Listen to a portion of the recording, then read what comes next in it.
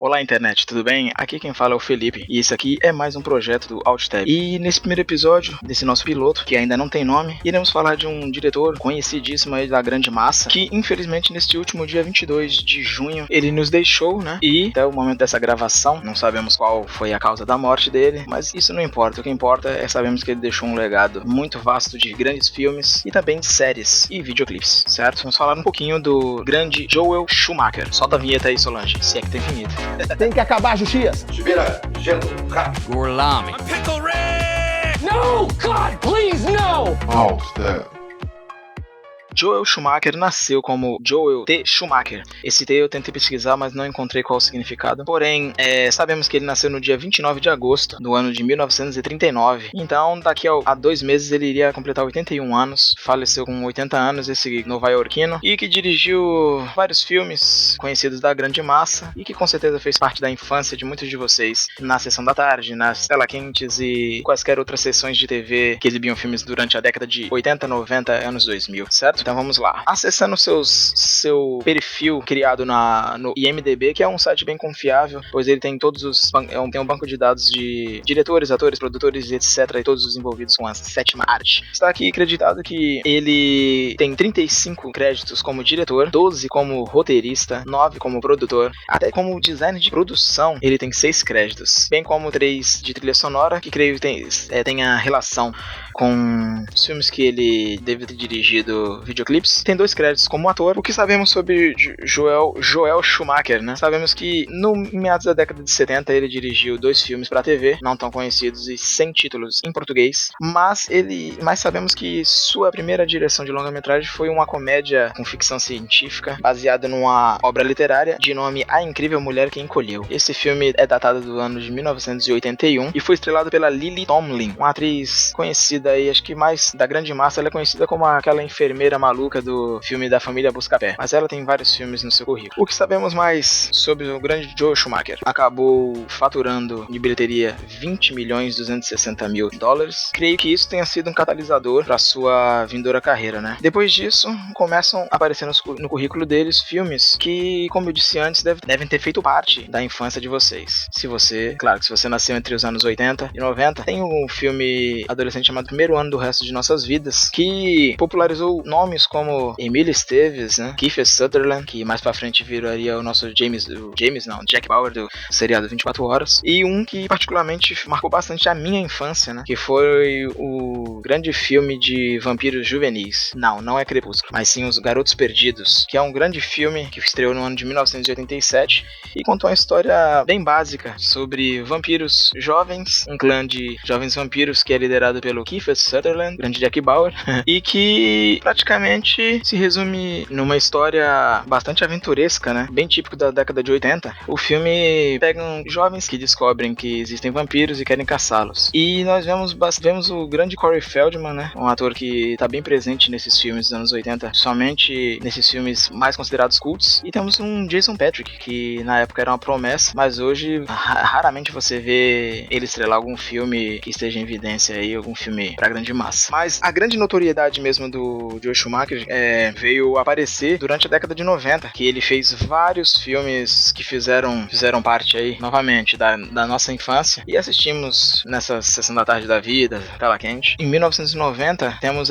Linha Mortal, né? É estrelado novamente pelo Kiefer Sutherland, né? Temos um jovem Kevin Bacon, um dos Baldwin, que eu não sei qual que é, só conheço o Alec, mas eu sei que tem o Stephen Adam, mas aqui é o William Baldwin que integra esse elenco, e há uma jovem também, Julia Roberts, que estava em ascensão na época, né?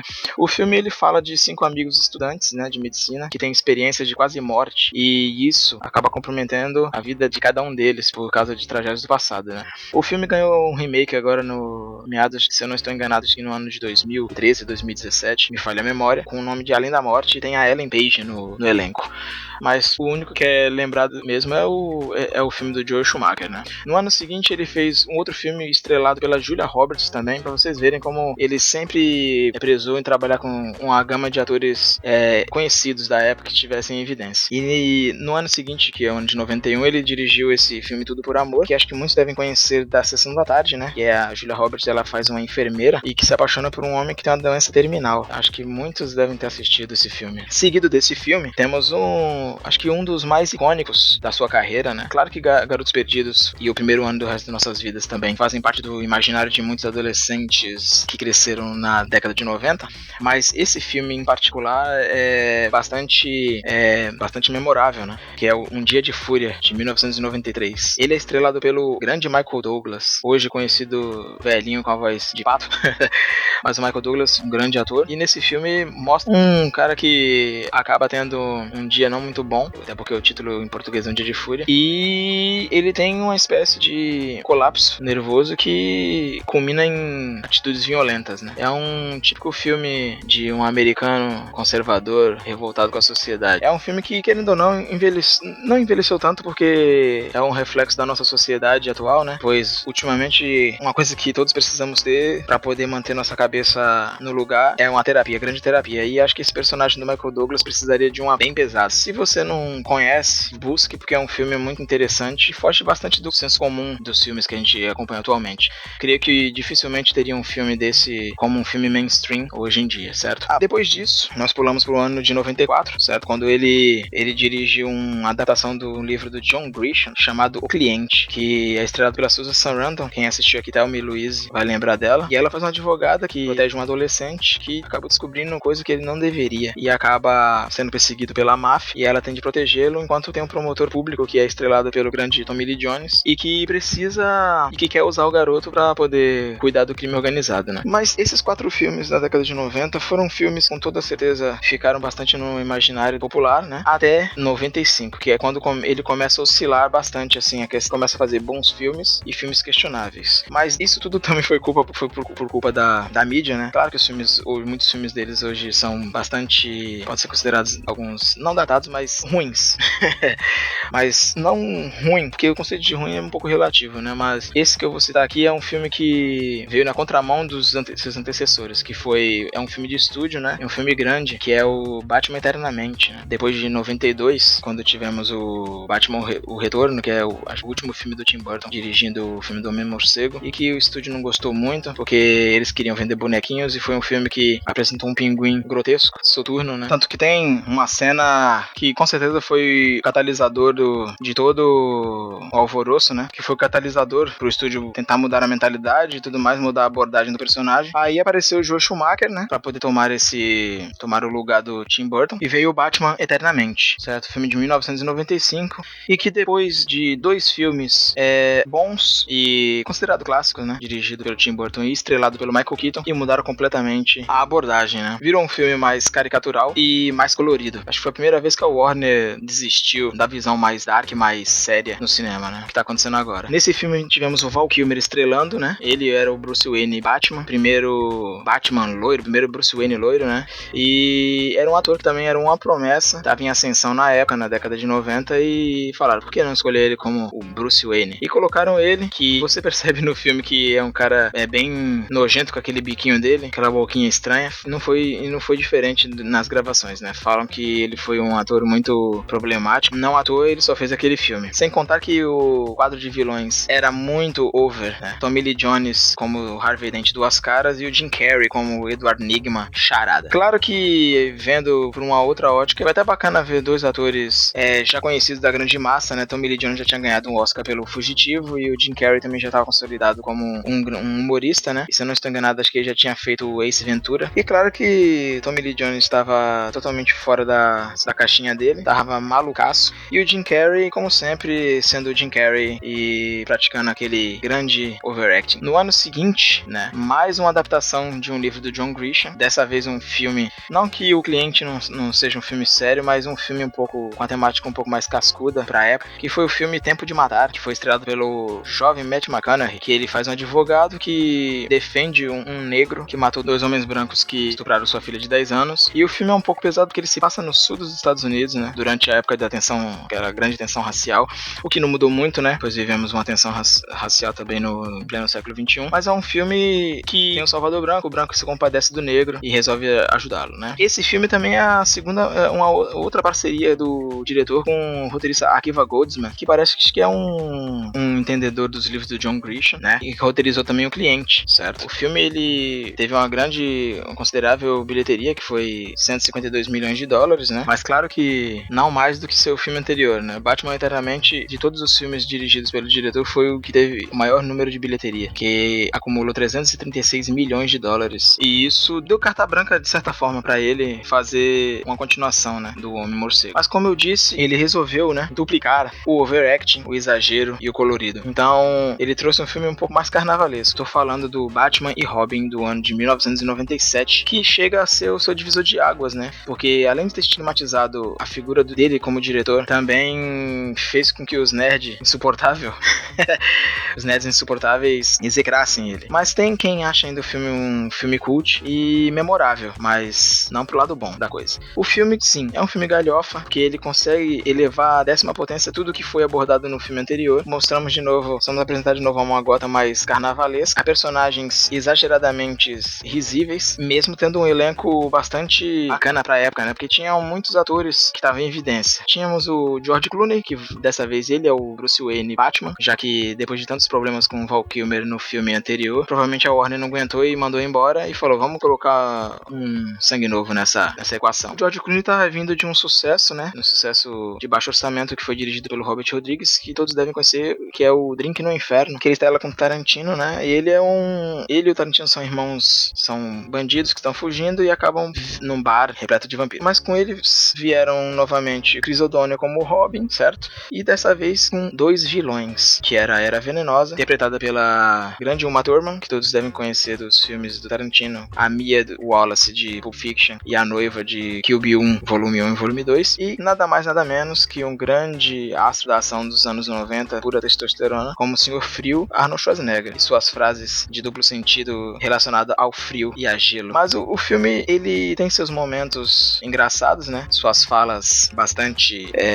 caricatas. A grande cena do bate-cartão de crédito, nunca sai de casa sem ele, que a gente já deve ter sido comentado em algum alt-tab por aí. Depois desse ano de 97, o diretor, de certa forma, ele começou a tentar ser levado a sério, pois como não fora levado a sério com Batman e Robin, né, que apesar de tudo ainda conseguiu 238 milhões em bilheteria, mas bem inferior ao Batman Eternamente. Acabou sepultando mesmo qualquer adaptação pra telona do personagem criado pelo Bob Kane, né, que só veio a ganhar vida novamente 8 anos depois, com um diretor britânico chamado Christopher Nolan, e que perpetuou o personagem por mais alguns anos no cinema. E claro que depois desse fracasso, né, Joel Schumacher perdeu de certa forma uma credibilidade com a crítica especializada, e nos anos seguintes ele começou a tentar se provar, né, um bom cineasta e que ele devia ser levado a sério. Então veio um filme com um grande ator conhecido aí, chamado Nicolas Cage, e um thriller chamado 8mm, né? E nesse filme tem um roteiro do grande Andrew Kevin Walker, que é o mesmo roteirista de Seven, Lenda do Cavaleiro Sem Cabeça. Tu pode ver que a opção do diretor em escolher esse projeto foi com toda certeza para poder ser um pouco levado a sério e mostrar que ele não era um diretor de estúdio e que fazia qualquer coisa. Logo após 8mm, certo? Com Nicolas Cage, no mesmo ano foi lançado um filme chamado Ninguém é Perfeito, que é estrelado por ninguém menos que o senhor Robert De Niro e o também saudoso ator Philip Seymour Hoffman. E nesse filme é uma comédia, né? Além do Joel Schumacher estar tentando se provar um bom diretor que não dirige só galhofa e dirige filme sério, ele também mostra que ele pode trabalhar com grandes nomes do cinema, né? E em qualquer tipo de gênero. Mas dessa vez ele se aventura num filme que é um misto de drama, policial e comédia, né? Que mostra um segurança, que é o Robert De Niro, que é ultraconservador, e ele sofre um derrame e colocam ele num programa de reabilitação que inclui aulas de canto, né? E ele acaba tendo essas aulas com uma drag queen que é vizinho dele, que é interpretado pelo Philip Seymour Hoffman. Temos um Joel Schumacher a partir dos anos 2000, mais eclético ainda. Em 2000 ele lança um astro aí que muitos não gostam, né? Não, Gui? Colin Farrell é apresentado pra todos nós em Tigerland, A Caminho da Guerra, que é um drama de guerra, né? Que se passa no período da Guerra do Vietnã. Não é um filme muito celebrado, mas ele ao menos revelou o Colin Farrell, que pro bem e pro mal é um ator que sabe interpretar direitinho, né? Só o Gui não acha. Seguindo a filmografia do Joel, temos também outros 2 filmes, né? Que ele dirigiu na mesma época. Os 2 são de 2002. Que foi o filme Em Má Companhia. Um filme policial. Na verdade é um filme de buddy cop, né? Que não se dão bem no começo, mas depois conseguem trabalhar e juntos combatem o crime. E é um filme muito estranho, porque é estrelado pelo veterano Anthony Hopkins e um comediante que despontou bastante no início da década dos anos 2000, que foi o Chris Rock. Não sei se vocês estão lembrados. E ele vinha já de um filme de ação consagrado, que era Máquina Mortífera, que foi o 4º filme da série, que ele é apresentado ao grande público. E esse filme ainda conseguiu consideráveis 66 milhões de dólares nas bilheterias. E em seguida tivemos, acho que desses filmes dos anos 2000, desde Batman e Robin, é um dos filmes mais interessantes dirigidos pelo diretor, pois se passa num único lugar e temos um único personagem principal que interage com outros, que é o filme Por um Fio, e é estrelado também novamente pelo seu pupilinho Colin Farrell. Muitos podem falar mal desse filme, mas é um filme que é muito bem construído, né? Um suspense muito interessante de um homem que fica preso, você não entende até o final porque ele é obrigado a ficar dentro de uma cabine telefônica, e uma voz que fala com ele no decorrer dos poucos mais de 1h30 de filme, que ameaça matá-lo se ele não fizer o que ele pede. E uma dessas coisas é ele não sair da cabine telefônica. E o Joel Schumacher, ele consegue dirigir perfeitamente esse filme, que acaba também tendo um pouco de ação, mesmo se limitando apenas a um ambiente. A seguir, ele vai fazer uma cinebiografia de uma jornalista irlandesa estrelada pela Cate Blanchett em ano 2003, cujo nome do filme é O Custo da Coragem. Depois ele faz o remake de O Fantasma da Ópera com Gerard Butler, que sempre teve apreço por filmes meio estranhos. Acho que o Gerard Butler só fez algo relevante com Snyder, que foi 300. Depois é difícil você encontrar um filme dele que seja 100% interessante e bom. Mas o que me chamou a atenção mesmo foi quando em 2007 ele firmou novamente uma parceria com Jim Carrey, um filme de suspense misterioso, assim, chamado O Número 23. E eu me lembro que eu fui assistir o filme no cinema, e na época eu fiquei muito impressionado, porque eu estava acostumado com o Jim Carrey caricato, com caras e bocas, e desta vez ele estava fazendo um filme um pouco mais sério. E sim, eu ainda não tinha assistido Brilho Eterno de Uma Mente Sem Lembranças. Também acho que não tinha assistido Desventuras em Séries. E foram filmes que o Jim Carrey já tinha mostrado que ele podia ser muito mais que um ator de comédia, né? Teve também o filme que ele interpreta o Andy Kaufman, e o Número 23, apesar do roteiro ser um pouco repetitivo, em salientar sempre que o Número 23 está na vida do personagem dele, chamado Walter Sparrow, o filme é um suspense interessante e surpreendente. Ele fez o Fantasma da Ópera em 2004. 3 anos depois veio o Número 23, e somente 2 anos depois ele veio fazer novamente outro filme, que é o Renascido das Trevas, que é estrelado pelo hoje celebrado Henry Cavill. Estrela esse filme, que é um thriller. Depois, no ano seguinte, ele fez outro drama, um drama chamado 12 Vidas Sem Rumo, que é uma espécie de Kids, né, que mostra jovens envolvidos com tráfico de drogas e uso de drogas também, e é estrelado pelo Chase Crawford, que pra quem não conhece é o Aquaman do The Boys, né, que eu esqueci até o nome do personagem dele, se alguém lembrar aí me fala nos comentários. E também tem a sobrinha da Julia Roberts, que é a Emma Roberts, e o 50 Cent, cara, também tá nesse filme. E é notório ver que o Joel Schumacher sempre gostou de trabalhar com jovens promissores, né, muito bacana. E o Curtis Jackson, que é o 50 Cent, não é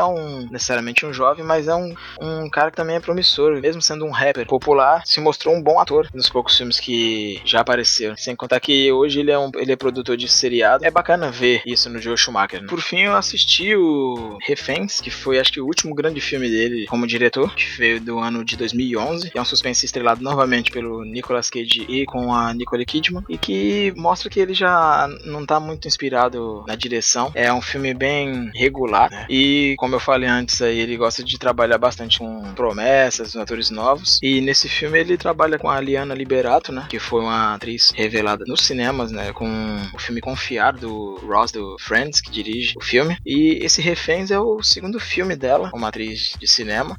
E também tem o jovem Cam Gigandet, que fez Crepúsculo. E o filme é um filme um pouquinho... é clichê demais, fraco também demais. legais, apesar do elenco, né? Que tem também o Ben Mendelsohn. E, infelizmente, o Joel Schumacher, ele chega ao fim da sua carreira em cinema com um filme como esse, mas vale salientar que vale muito a pena conferir os filmes dele do começo da década de 80 e os da década de 90, certo? Ao final dessa conversação aqui, eu vou deixar umas dicas de filmes do diretor pra vocês, certo? O último trabalho dele mesmo como diretor veio em House of Cards, na primeira temporada, que ele dirigiu o 5º e o 6º episódio da temporada, e depois não tem mais nada registrado do diretor, certo? No mais, fica um legado pro cinema, pra arte, né? Mas sempre bom, que nem eu falei no começo. Vai a pessoa, mas a sua obra permanece. Por mais que seja uma filmografia bastante assimétrica, né? Não é muito linear. Podemos tirar muitos filmes bons dessa filmografia dele. E os filmes ruins também tem que estar, porque tem que mostrar que ele não era uma pessoa com falhas, né? Não foi uma pessoa perfeita. Ainda assim, dos filmes ruins dele, ainda podemos tirar alguma coisa. E fica uma menção honrosa pro videoclipe do Seal pra trilha sonora de Batman Eternamente, que é a música Kiss from a Rose, que é um clássico da música pop, e ele dirigiu, né, um videoclipe, e é marcante, que vai ficar aqui pra vocês, de finaleira, ouçam, e depois que ela terminar, fiquem com as minhas dicas de filmes do diretor, e espero que esse seja o primeiro de muitos episódios. Deixem sugestões, por favor, como é um piloto, eu tô um pouco perdido ainda aqui, não sei muito como abordar, e espero que da próxima vez eu consiga sair mais orgânico, pois o primeiro, como sempre, é uma experimentação, e críticas boas e construtivas são bem-vindas. Muito obrigado pra vocês aí, espero que na próxima sessão nos encontremos e possamos falar mais sobre cinema. Fiquem com o Lumière. Tchau.